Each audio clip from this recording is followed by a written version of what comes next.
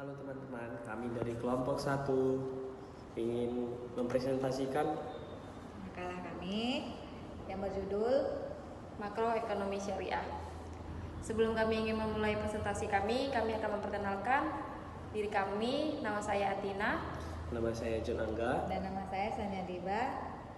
Ilmu yang mempelajari tindakan yang dilakukan oleh manusia dalam memenuhi kebutuhan hidupnya secara tidak terbatas dengan alat pemuas kebutuhan yang sangat terbatas.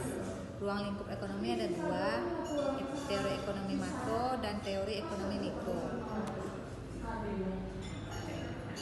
Ekonomi makro atau makroekonomi yaitu ilmu yang mempelajari tentang ekonomi secara keseluruhan. Makroekonomi menjelaskan tentang perubahan ekonomi yang mempengaruhi banyak masyarakat dalam perusahaan dan pasar. Makroekonomi dapat digunakan untuk menganalisis secara terbaik untuk mempengaruhi target kebijaksanaan seperti pertumbuhan ekonomi, stabilitas harga, pencapaian keseimbangan neraca yang berkesinambungan. Ekonomi makro Islam yaitu studi tentang analisa ekonomi yang bersifat menyeluruh dan menitikberatkan pada analisis tentang faktor yang menentukan kegiatan ekonomi suatu negara serta mengkaji peran pemerintah dalam mengatasi segala permasalahan ekonomi dengan berlandaskan pada prinsip-prinsip syariahnya. Baik, selanjutnya ada perbedaan antara ekonomi mikro dan makro. Yang pertama ada ekonomi mikro, yaitu corak analisis bersifat mikro atau bagian-bagian kecil. Yang kedua, titik berat analisis mengenai satu, cara menentukan efisiensi atau penghematan sumber daya atau faktor produksi. Yang dua, cara memakai kepuasan maksimum. Yang ketiga, contoh materi yang dibahas yaitu ada teori produksi, biaya produksi, teori perilaku produsen, struktur pasar, teori konsumsi, teori perilaku konsumen, teori distribusi, elastisitas, permintaan seorang konsumen, dan penawaran seorang produsen. Sedangkan ekonomi makro, yang pertama itu ada corak analisis bersifat makro atau menyeluruh. Yang kedua, titik berat analisis mengenai yang satu, faktor-faktor yang menentukan tingkat kegiatan suatu negara. Yang kedua, masalah-masalah utama yang dihadapi setiap perekonomian. Yang ketiga, peranan pemerintah dalam mengatasi masalah-masalah ekonomi.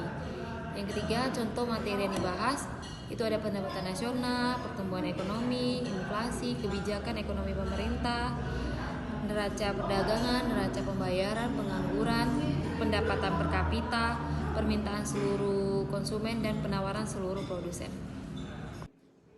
Baiklah, saya akan menjelaskan tujuan ekonomi makro. Ada beberapa hal.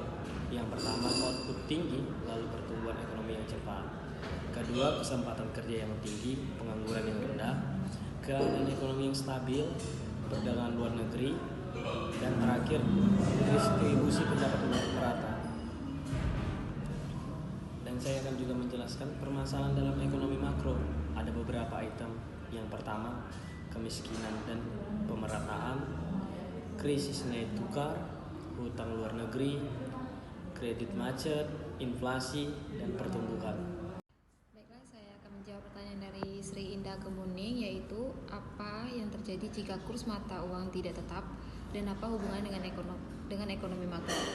Jawabannya, harga produk semakin mahal sehingga masyarakat Indonesia akan beralih ke produk lokal.